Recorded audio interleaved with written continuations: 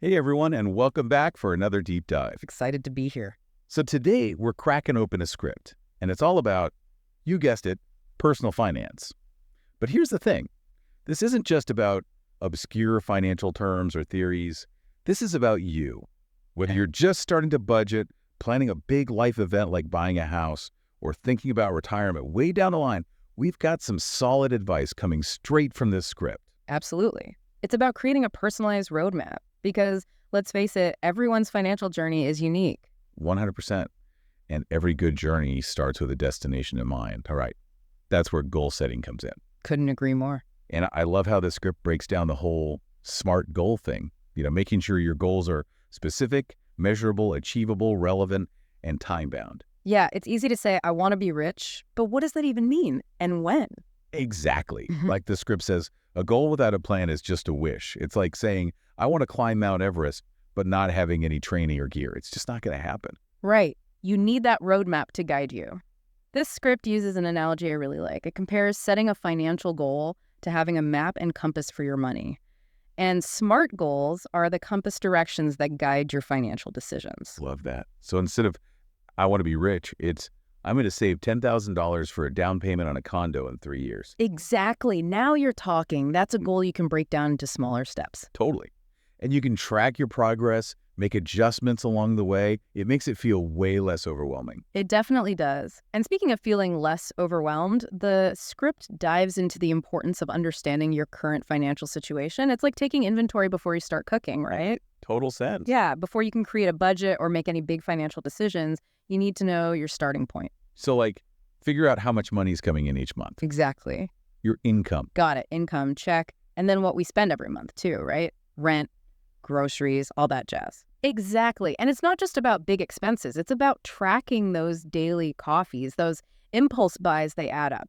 This script actually says that a lot of people, maybe even most, underestimate how much they spend each month on those little things. Yeah, I could see that. I'm guilty of it too sometimes. We all are. It's human nature. But being honest with yourself about your spending habits is crucial, which is why the script talks about these awesome budgeting apps like Mint or YNB.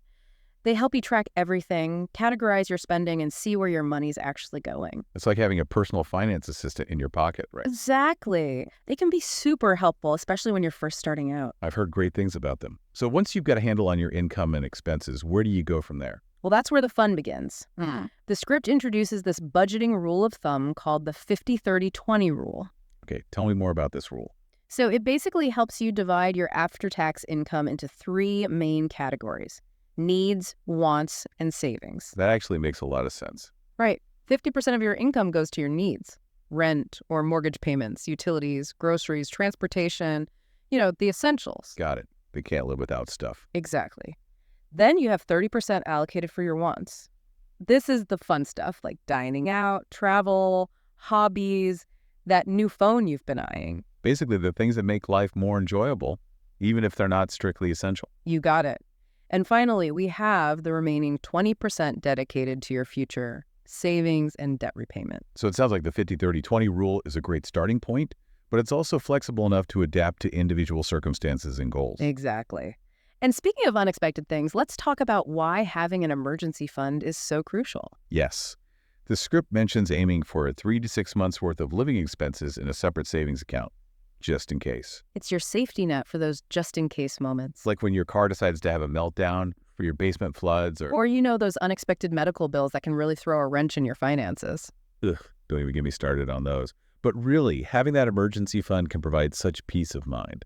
Absolutely. It's about minimizing the financial stress when life throws those curveballs. Now, are you ready to talk about putting your money to work? Always. So let's talk about investing.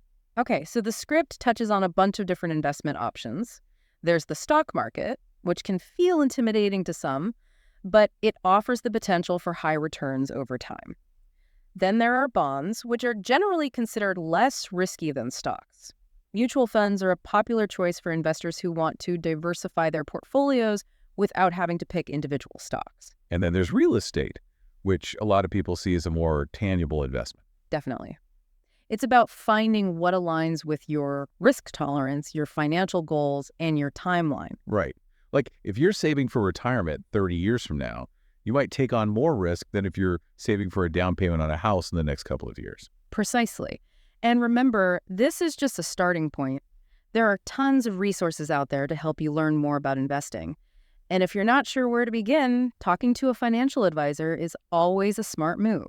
Absolutely. Don't be afraid to ask for help. So, as we wrap things up, we want to leave you with one final thought from this script. What one step are you going to take today to start building a stronger financial future for yourself? Even small steps can lead to big changes over time. Couldn't agree more. Thanks for diving in with us today.